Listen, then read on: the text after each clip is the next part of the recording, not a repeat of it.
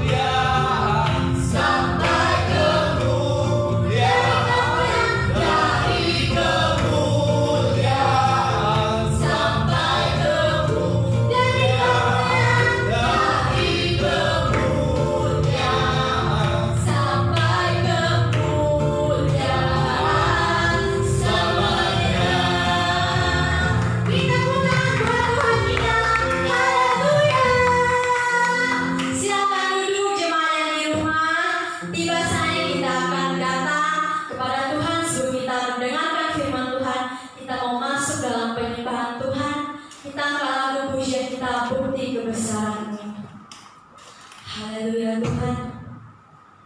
Sungguh nyata Tuhan segala bukti kebesaran-Mu dalam hidup kami Tuhan. Setiap langkah hidup kami Kau tuntun kami Tuhan. Jika tanpa-Mu Tuhan apalah kami Tuhan. Kami tidak dapat berjalan sendiri, kami butuh tuntunan-Mu Yesus.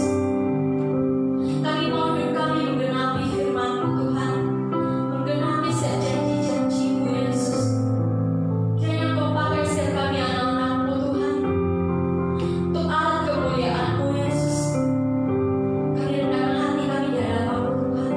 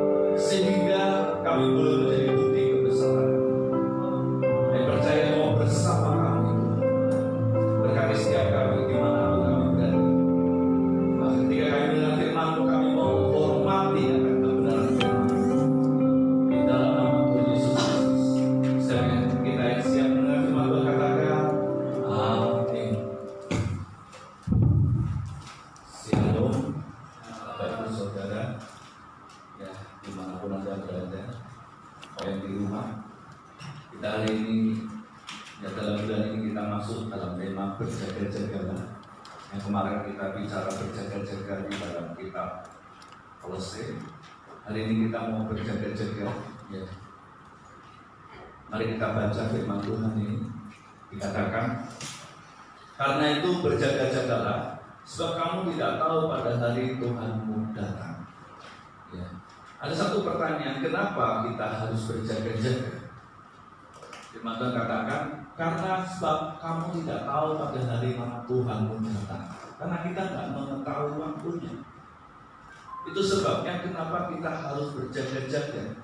Nah, kata berjaga-jaga itu dalam bahasa aslinya Gregorio, yang memiliki arti berikan perhatian yang ketat atau aktif. Jadi Anda dan saya kata berjaga-jaga ini kata aktif, kata kerja, yang dimana kita ini, ya kalau kata memberikan perhatian yang ketat berarti ini penting. Artinya kita mesti tahu bahwa kedatangan Tuhan itu penting, karena kita nggak tahu waktunya. Tuhan ngomong begini, aku kasih kamu tanda, tapi waktunya kamu nggak tahu. Katakan anak pun tak tahu, malaikat pun tak tahu. Karena kita tidak tahu milah, tapi penting, maka dari itu kita harus berjaga-jaga. Seperti contoh, kalau kita menantikan sesuatu yang penting, tapi kita nggak tahu kapan itu datangnya. Wah, kita harus berjaga-jaga. Dan saya ingat, ya, anak saya kalau misalnya, yuk besok pergi, kita pertama siang. Wah, malam itu nggak bisa tidur, berjaga-jaga, aktif. Kok lama banget dia paginya, tapi tetap mereka berusaha, ayo tidur, nggak bisa tidur. Karena apa? Karena tahu, ya, penting. Itu pagi, kita tahu waktunya. Tapi kalau sesuatu kita nggak tahu waktunya, menunggu sesuatu yang penting, tapi kita nggak tahu. Nah itu kita pun berjaga-jaga. Ya, makanya dikatakan berikan perhatian yang ketat. Kita mesti ngamati benar-benar. Tandanya sudah dekat. Nah ini kita juga sama. Tandanya sudah dekat. Jangan sampai kita lengah. Jangan sampai kita terlena. Ya. Nah, dalam hal apa? Kita berjaga-jaga dalam hal apa sih? Berjaga-jaga untuk apa? Hal jasmani atau hal rohani? Ada orang berjaga-jaga untuk hal yang jasmani, nabung. Itu namanya Anda berjaga-jaga untuk apa? Kebutuhan mendadak. Kebutuhan mendadak yang penting, uangnya nggak ada, tabungannya ada. Nah, itu untuk hal jasmani saja kita berjaga-jaga, apalagi asuransi. Orang yang berasuransi itu berjaga-jaga. Makanya ada asuransi kesehatan. Kenapa? Karena nggak tahu kapan sakitnya. Tapi kita tahu nanti pasti sakit. Cuma kapan? Nggak tahu. Ya kita tetap jaga. Kita bayar asuransi. Mendadak sakit. Masuk rumah sakit, mondok. Asuransi yang bayar. Jadi itu yang namanya kita dalam kehidupan jasmani saja kita berjaga-jaga, apalagi dalam hal rohani. Nah, kita mesti berjaga-jaga apa? Kalau dalam jasmani, duit, ya, berjaga-jaga. Dalam hal jasmani mungkin yang lain, makanan. Orang nyimpen makan karena kita nggak tahu kapan perut kosong lapar. Sekarang dalam hal jasmani rohani, Anda juga harus berjaga-jaga supaya jangan tertidur atau jangan sampai muncul kemalasan. Karena apalagi dalam kondisi yang seperti ini, ada orang yang mungkin masih kerja, ada orang yang stay at home, tinggal di rumah, tidak ngapa-ngapain, mulai muncul kemalasan dalam hal rohani. Kenapa? Terlena dengan handphone, terlena dengan yang namanya game, terlena dengan yang namanya TV, males. atau yang lain. Nah, kita ini mesti berjaga-jaga dengan kondisi kerohanian kita supaya jangan sampai tertidur. Hati-hati ya. Saya punya pacar, aku sudah chatting-chattingan sama pacarnya terus. Mana ada kerja?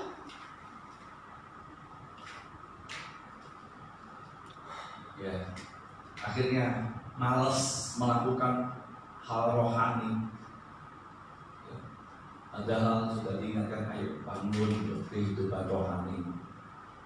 Tapi karena kondisi yang begini akhirnya jadi malas baca firman, apalagi ditambah lagi mungkin hal ekonomi mulai merosot, waktu stres, khawatir, akhirnya semuanya malas. Tuhan, mana Tuhan?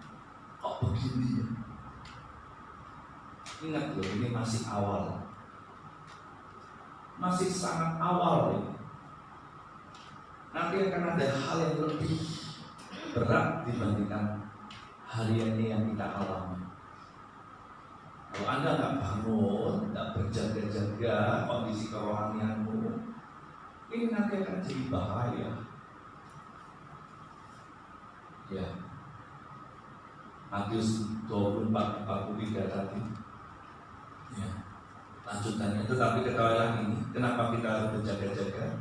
Jika tuan rumah tahu pada waktu mana pada malam hari pencuri akan datang, Tuhan kasih tanda malam hari. Artinya dalam kondisi dalam kegelapan, gelap, malam itu gelap. Pencuri datangnya waktu malam gelap, waktu terang dia nggak berani. Tuhan ngomong gini, ini gelap. Dunia kita dalam kondisi gelap. Pencuri itu pasti datang. Untuk nyuri apa? Untuk bongkar rumahmu. Dikatakan tubuhmu adalah bait suci Roh Kudus. Tuhan ngomong, dunia gelap, pencuri akan datang, ya, dia akan membongkar rumahmu. Kondisi tubuhmu, tubuh anda bait suci, kerohanian akan dibongkar, dikacau balokkan, sehingga akhirnya kamu tidur. Nah, firman Tuhan, sudahlah pasti ia berjaga-jaga dan tidak akan membiarkan rumahnya dibongkar. Artinya kalau Anda tahu ini sudah gelap, yang mestinya, harusnya kita sebagai anak-anak Tuhan, dia berjaga-jaga. Supaya apa? Jangan membiarkan rumahnya dibongkar. Tapi anehnya sekarang ini banyak orang nggak mau berjaga-jaga. Akhirnya rumahnya dibongkar. Mulailah imannya drop, lemah imannya. Kenapa? Karena dibongkar. Fondasinya dihancurkan. Ya. Nah, ayat 44 Tuhan ngomong begini, sebab itu hendaklah kamu juga siap sedia. Tuhan ngomong siap sedia. Kenapa? Karena anak manusia datang pada saat yang tidak kamu duga. Dalam bahasa yang tidak kamu pikirkan, tidak terpikirkan, mendadak. Makanya Tuhan ngomong siap sedia. Siapkan dirimu. Siapkan. Seperti orang itu siap. Walaupun gelap tetap bawa payung. Karena kita nggak menduga bisa turun hujan, bisa nggak turun hujan. Tapi kalau gelap pasti langit gelap mendung ya pasti turun hujan. Tapi kapan kita nggak bisa menduga, nggak bisa memikirkan. Seperti juga orang yang lagi hamil, itu juga sama. Pokoknya siapkan, anaknya lagi ya siapkan. Bagian cowok semua disiapkan. Kapan lahirnya? Nggak tahu. Pokoknya 9 bulan ya jebol-jebol orang. Tapi harinya kapan? Waktunya jam berapa? Bulan hari keberapa? Nggak tahu. Pokoknya tahunya pasti nanti lahir. Nah kita juga nggak duga. Tapi kita tahu pasti, itu pasti. Nah, itu sebabnya kenapa Anda dan saya mesti berjaga-jaga. Dan tujuan dari firman Tuhan hari ini supaya jangan ditolak masuk ke dalam kehidupan kekal, supaya jangan ditolak. Ya, ini waktu-waktu kita berjaga-jaga supaya jangan ditolak. Ditolak apa? Masuk dalam kehidupan kekal. Dan ngomong nanti akan ada orang yang ditolak. Ya. Nah, mari kita lihat dalam Lukas 21 ayat 34-36. Kenapa kita harus berjaga-jaga? Lukas 21 ayat 34-36. Saya katakan berjaga-jagalah. Kenapa kita berjaga-jaga? Jangan sampai terjerat. Ya, jangan sampai terjerat. Lukas 21:34 dikatakan, jagalah dirimu supaya hatimu jangan syarat oleh pesta pora dan kemabukan serta kepentingan-kepentingan duniawi, dan supaya hari Tuhan jangan dengan tiba-tiba jatuh ke atas dirimu seperti suatu jerat, supaya jangan terjerat. Anda tahu orang kalau terjerat binatang, kalau terjerat itu susah keluar. Jerat itu dibikin supaya ketika orang masuk di dalam perangkap itu tidak bisa keluar. Lalu dibikin dengan sulit, supaya orang yang masuk itu tidak bisa keluar. Nah, bahayanya kita kalau kita terjerat oleh perangkap iblis, susah keluar. Tuhan ngomong berjaga-jagalah supaya jangan terjerat. Nah, bagaimana caranya agar kita tidak terjerat? Yang pertama, berhati-hatilah agar hatimu tidak dipenuhi dengan keinginan daging, kekhawatiran hidup, dan kepentingan dunia. Hati-hati. Supaya 3 hal ini, keinginan daging, kekhawatiran hidup, kepentingan duniawi, ini jangan sampai memenuhi hatimu. Dalam bahasa mereka kasar itu membebani hidupmu atau membebani hatimu, isi penuh dengan keinginan. Katakan kemabukan, pesta pora itu bicara keinginan daging, ya. Terus kepentingan dunia, dalam bahasa yang lain ada kata kekhawatiran hidup. Jangan sampai itu memenuhi. Ingat benih yang ditaburkan, ya, benih yang ditaburkan di atas batu-batu, benih ditaburkan semak duri. Anda perhatikan, itu waktu ditabur di semak duri, ketika kekhawatiran hidup, penganiayaan hadir, orang itu langsung apa? Gak menghasilkan buah yang makan. Terus waktu ditabur di tanah yang berbatu-batu, itu dikatakan ya, dia mendengar, imannya muncul, tapi ketika kenikmatan dunia hadir, dia akhirnya murtad. Jadi ini bahaya. Dan manusia ini selalu bicara seputar ini. Nah, kita masih hidup dalam dunia, tapi Tuhan mau hati-hati, jangan hatimu ini dipenuhi dengan keinginan itu, keinginan daging. Kita terus hidup dalam dosa. Orang kadang-kadang mikir, apa-apa berdosa nanti kan minta ampun, kan masih ada kesempatan. Ya, kalau ada kesempatan. Kalau kesempatan habis, mau bertobat terlambat. Apalagi kekhawatiran dunia, kepentingan dunia, kekhawatiran hidup, kepentingan duniawi. Ini juga sama. Ya, karena dari itu dalam Roma dikatakan begini. Karena keinginan daging adalah maut, tetapi keinginan roh adalah hidup dan damai sejahtera. Sebab keinginan daging adalah persetujuan terhadap Allah, Karena ia tidak takut pada hukum Allah, hal ini memang tidak mungkin bagi keinginan daging itu perseteruan terhadap Allah. Makanya kenapa kita ini mesti berjuang? Berjuang apa? Hati ini mesti dipenuhi oleh apa? Oleh keinginan roh, supaya Anda punya hidup dan damai sejahtera. Dalam Galatia dikatakan, matikan keinginan daging, maka kamu akan bisa turut keinginan roh. Kenapa? Keinginan daging bertentangan dengan keinginan roh. Ini, Anda harus mau hidup dalam keinginan roh. Jadi hati-hati, jangan hatimu dipenuhi dengan hal-hal dunia. Jangan. Kalau sudah dibebani, ya berarti kan harus dicapai. Boleh Anda mau kaya itu nggak dilarang, tapi jangan kamu cinta akan itu. Ya, boleh kamu mau pintar, boleh, tapi jangan sampai kamu sombong.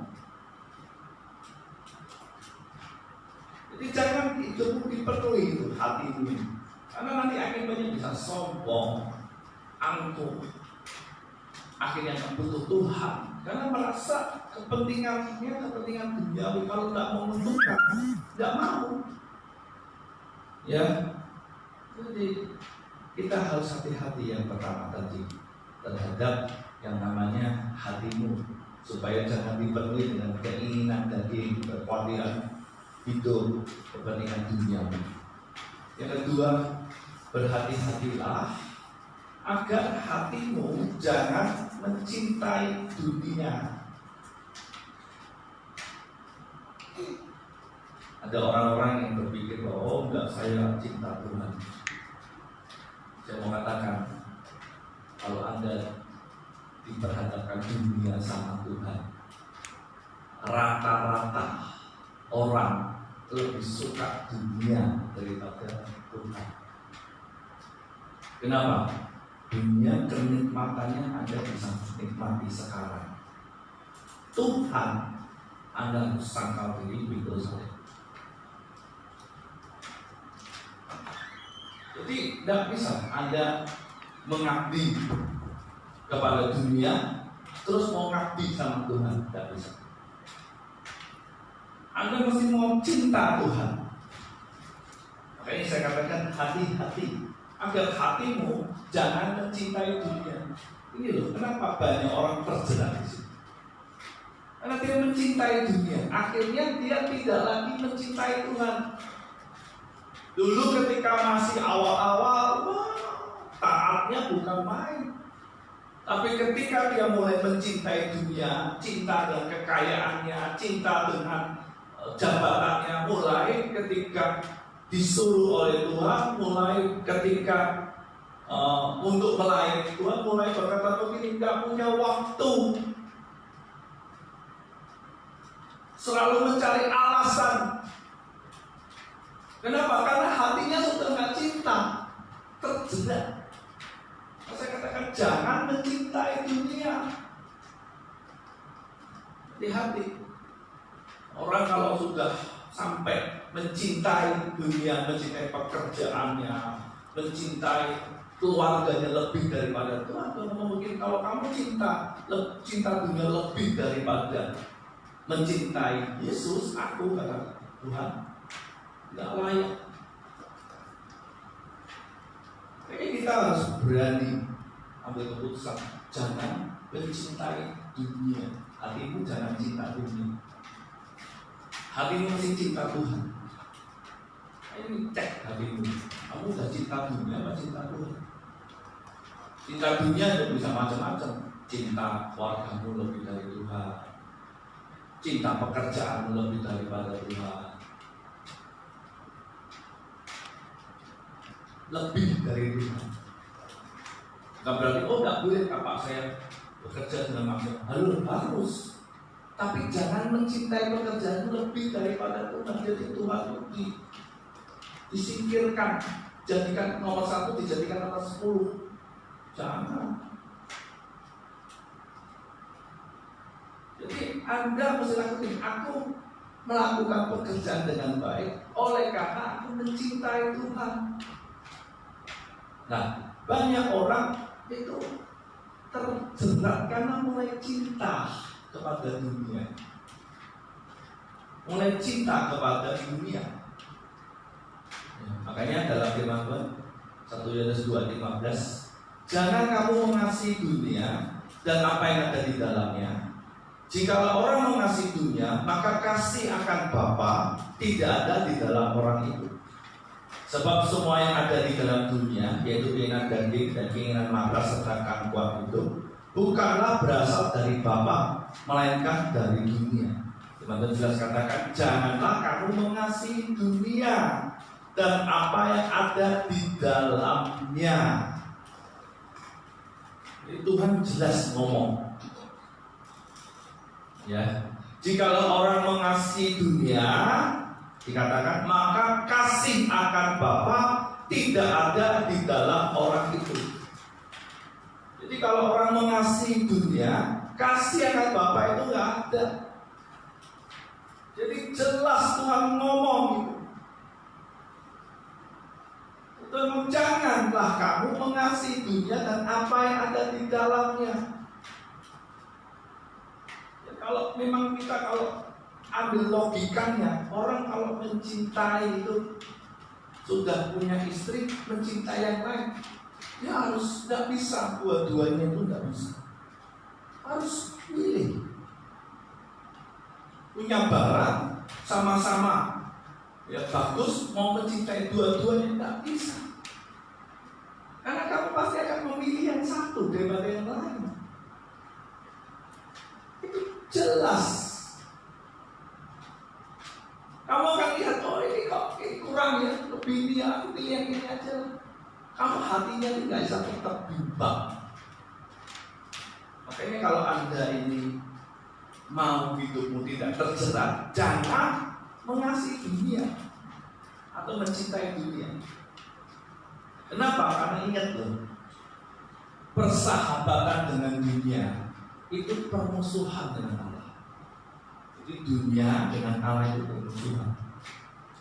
Pandangannya, ya, cara pandang permusuhan, gaya hidup permusuhan, aturan permusuhan. Coba dunia itu kata, ya orang free sex ya apa Tuhan kudus. Beda. Cerai tidak apa-apa, Tuhan benci perceraian. Tuh, jelas loh. Jadi kalau Anda dan saya ini mencintai dunia, ya Anda sahabatnya dunia, berarti bermusuhan dengan Allah. Jadi pada siapa Anda menjadi sahabat dunia ini, dia menjadikan dirinya musuh Allah. Aturan beda, gaya hidup beda, cara pandang beda, semuanya bertentangan. Coba Anda lihat sekarang, ya. Jadi Tuhan itu jelas ngomongnya. Jadi kalau Anda mau ikut Tuhan, itu ya harus menentang arus dunia. Apa yang dunia katakan, oh nggak apa-apa,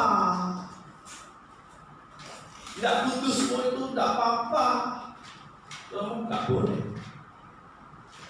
Jelas itu kan, aturannya jelas.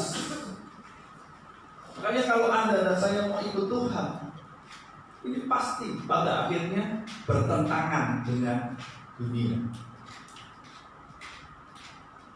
Ya. Jadi kita masih harus perhatikan.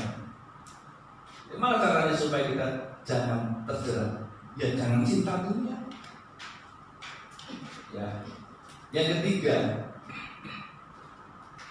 jagalah dirimu. Jangan kamu menghabiskan waktu untuk hal yang sia-sia. Nah, ini.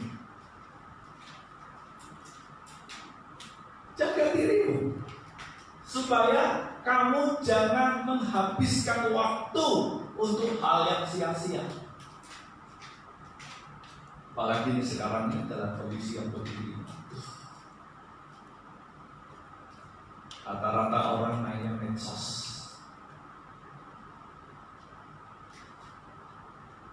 Hati-hati ya. Jangan pergunakan waktumu dengan sia-sia. Jangan buang waktumu dengan sia-sia. Jangan habiskan waktumu dengan sia-sia. Saya selalu tekankan ke pencapaian, Anda kemarin katanya sibuk, tak bisa kerja. Sekarang waktunya banyak.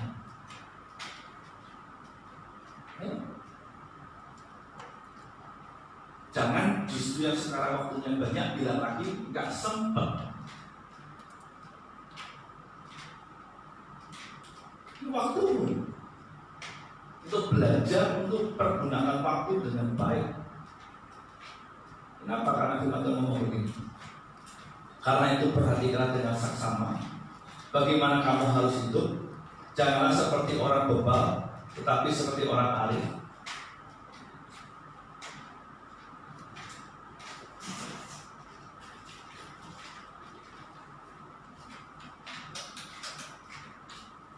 Ya. Dan pergunakanlah waktu yang ada. Kenapa? Karena hari-hari ini adalah jahat.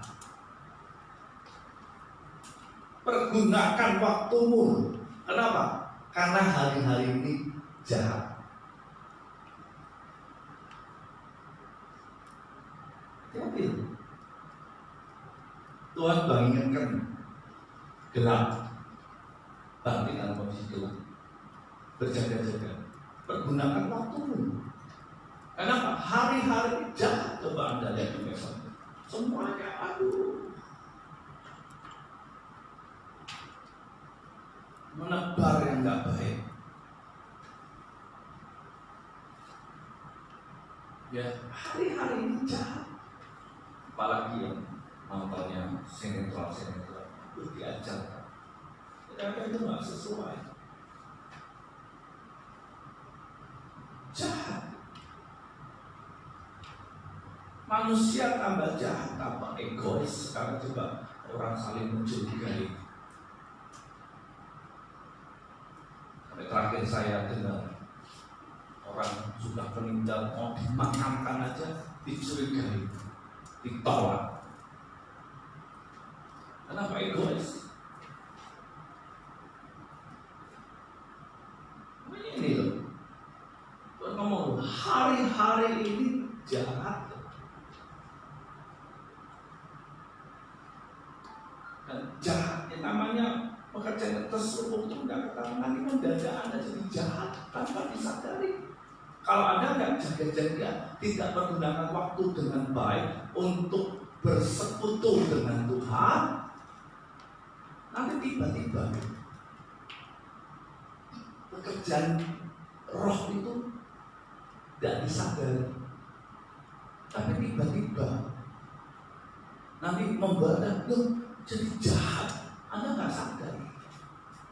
Makanya orang kalau tidak mau menggunakan waktu berjaga-jaga, nanti tiba-tiba hatinya bisa jahat, pikirannya bisa jahat, berubah tanpa dia sadari. Makanya orang hidup dalam kehidupan rohani itu nggak gampang. Kalau dia nggak jaga, bisa jahat. Mulutnya mendadak sejahat. Dulunya nggak begitu, kok bisa begitu mendadak. Semuanya tiba-tiba. Karena pekerjaan roh itu terselubung. Itu bawa kamu itu seperti penyakit. Tiba-tiba, loh kok parah. Tiba-tiba. Makanya kalau bicara waktu, ini pasti bicara tentang ketekunan.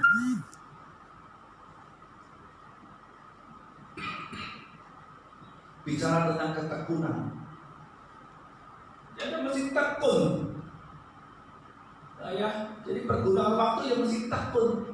Tekun itu ya melakukan itu dengan setia, dengan penuh ketaatan, terus menerus. Waktu Anda mesti gunakan waktumu dengan tekun. Baca firman dengan tekun, renungkan dengan tekun, berdoa dengan tekun. Ibadah begini coba Anda yang di rumah. Rasanya kan aneh, pakai pakaian jangan sama tiduran. Itu namanya nggak ibadah. Anda mesti, waduh, itu mesti takut. Walaupun rasanya nggak enak, kok begini. Tapi mesti takut. Kenapa?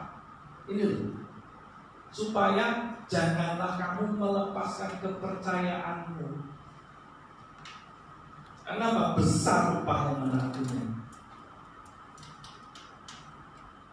Orang kadang-kadang pikir, aku masuk Kristen, hidupmu kalau terus dalam dosa, itu Anda melepaskan kepercayaanmu. Kenapa? Karena tidak percaya. Orang yang berbuat dosa itu tidak percaya dia punya Tuhan. Dia sudah diselamatkan.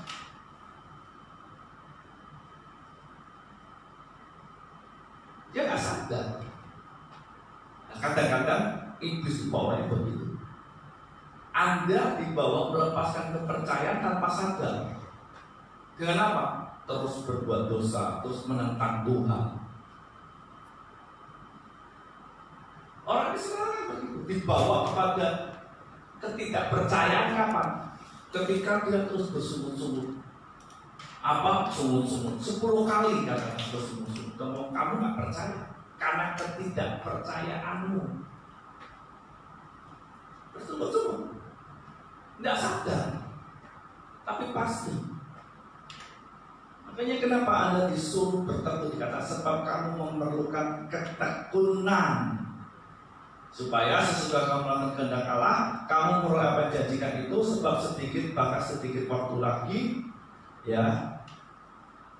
Dan dia yang datang sudah akan ada tanpa menunggu kedatangan lagi, tetapi orangku yang benar akan hidup oleh iman. Dan apabila ia mengundurkan diri, maka aku tidak berkenan kepadanya. Mundurkan diri. Jadi jangan sampai Anda melepaskan kepercayaan, mundurkan diri. Kadang-kadang mengundurkan diri dari komunitas saja itu sudah, orang itu sudah tanda tanya.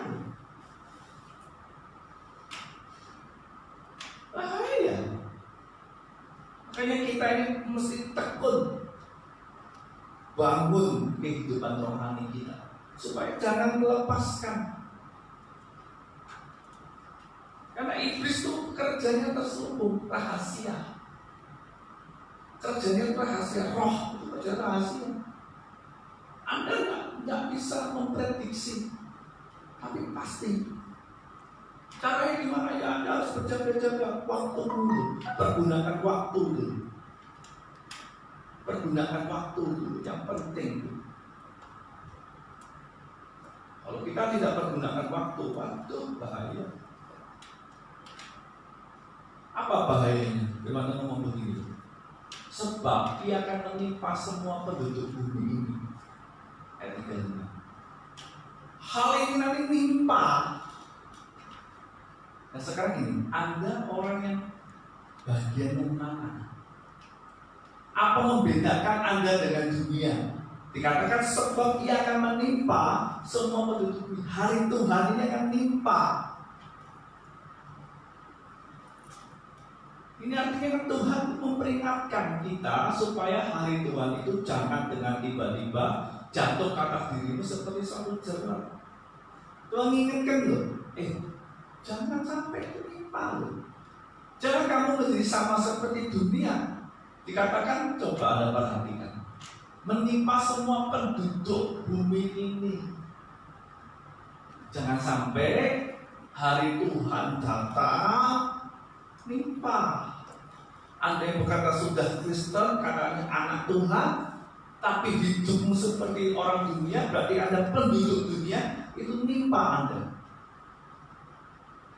Ingat loh, ya, Tuhan mengingatkan kita.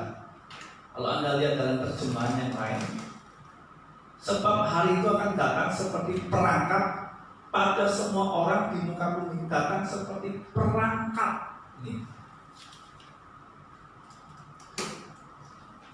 perangkap, tapi seperti jerat, bisa keluar. Hati-hati ya. Tuhan sudah mengingatkan kita. Pertanyaannya, apa yang harus kita lakukan dalam berjaga-jaga? Ayat 36 dikatakan begini, berjaga-jagalah senantiasa sambil berdoa, supaya kamu beroleh kekuatan dari semua yang akan terjadi, dan supaya kamu tahan berdiri di hadapan anak manusia. Anda disuruh berjaga-jaga senantiasa sambil berdoa. Halo, kamu habiskan waktu untuk apa? Untuk baca firman, renungkan firman, berdoa, atau untuk yang lain? Halo, kalau yang di rumah, habiskan waktu untuk apa?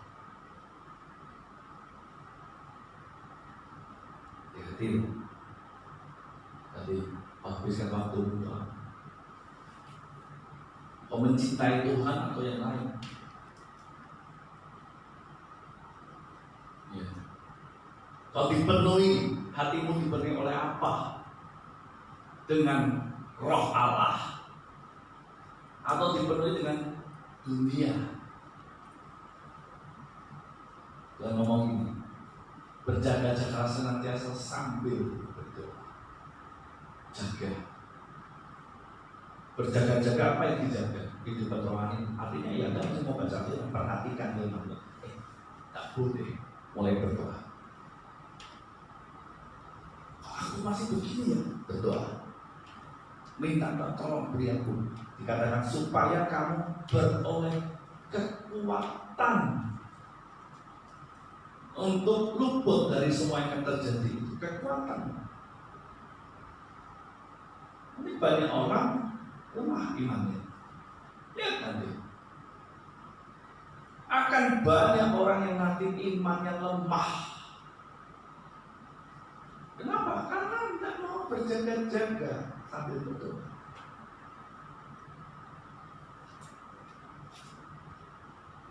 Dari itu Tuhan ngomong itu jelas, supaya kamu kuat, beroleh kekuatan untuk luput.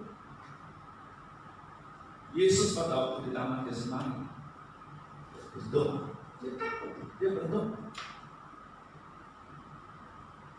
sehingga dia dikatakan ada malaikat yang memberi kekuatan jika dia kuat menghadapi itu semua. Ini masih awal, masih awal aja imanmu sudah lemah, berarti tanda-tanya besar. Loh, kamu ini jaga-jaga enggak?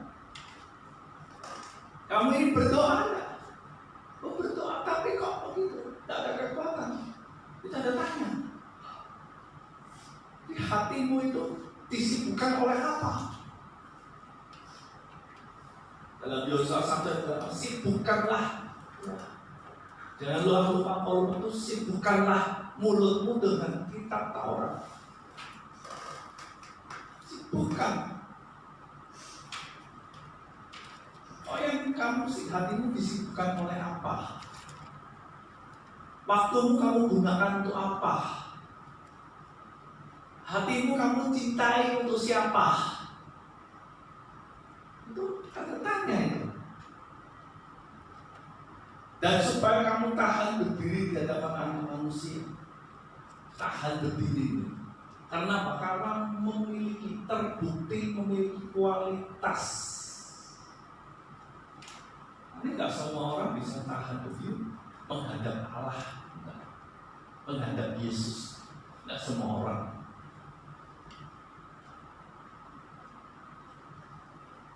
Kenapa orang bisa diizinkan menghadap? Karena terbukti memiliki kualitas. Ya. Memiliki kualitas.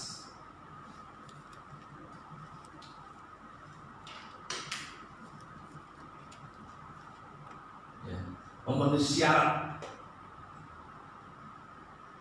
Orang kalau nggak terbukti memiliki kualitas, nggak mungkin bisa menghadap raja atau segala raja. Apa kualitasnya? Apa? Memenuhi syarat.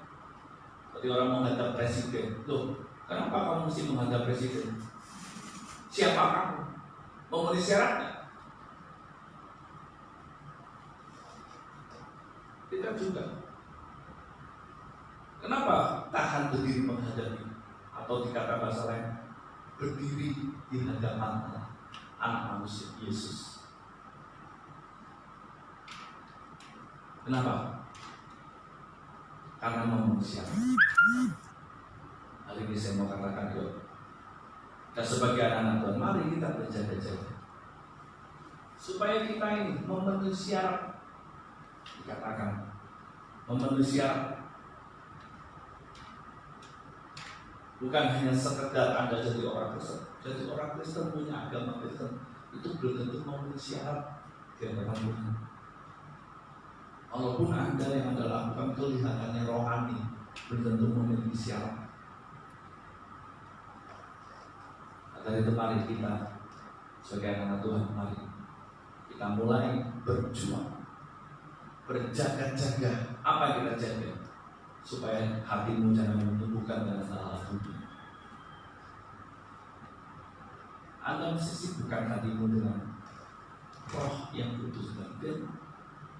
Begitu berjaga-jaga supaya jangan mencintai dunia. Yang ketiga, pergunakan waktu. Ya. Dan saya percaya itu akan menimpa kita sebagai anak Tuhan, hari Tuhan. Percaya kalau kita mau berjaga-jaga, kita akan nanti punya kekuatan. Amin. Mari kita datang kepada Tuhan.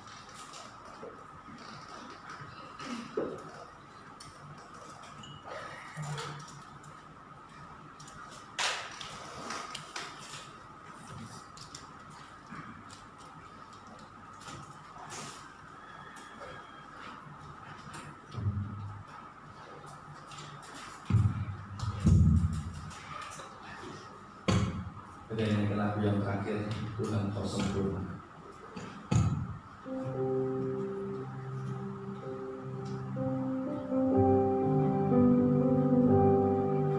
Tuhan kau sempurna dalam caknamu dan karyamu. Ku serahkan hidup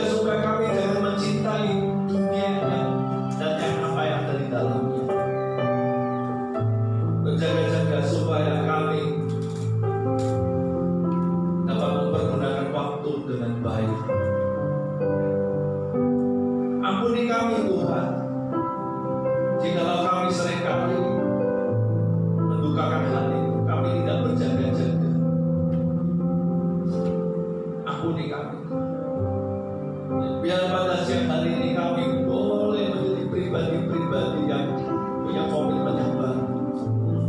Di masa-masa yang sulit ini kami mau berjaga-jaga, memperhatikan keadaan rohanian kami, sampai amarah-Mu surut. Tuhan, Roh Kudus, tolong kami. Setiap kami yang lemah, Tuhan, saat ini Kau kuatkan. Mereka yang susah, Kau Tuhan hiburkan. Baharui hati kami, supaya cinta kami akan Engkau semakin bertambah. Supaya kami dapat mempergunakan waktu dengan baik. Terima kasih, berkati setiap kami dalam nama Tuhan Yesus Kristus. Aku mengangkat tangan Tuhan, memberkati, mengimpartasikan urapan Roh Kudus atas setiap mereka yang di rumah, supaya saat ini kekuatan Tuhan itu mengalir atas kehidupan mereka.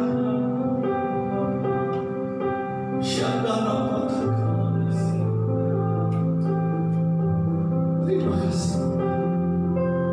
Terima kasih. Kami bersyukur. Dan sebentar kami akan akhiri ibadah kami. Lalu rumah Tuhan akan kedua tangan dimanapun kau berada.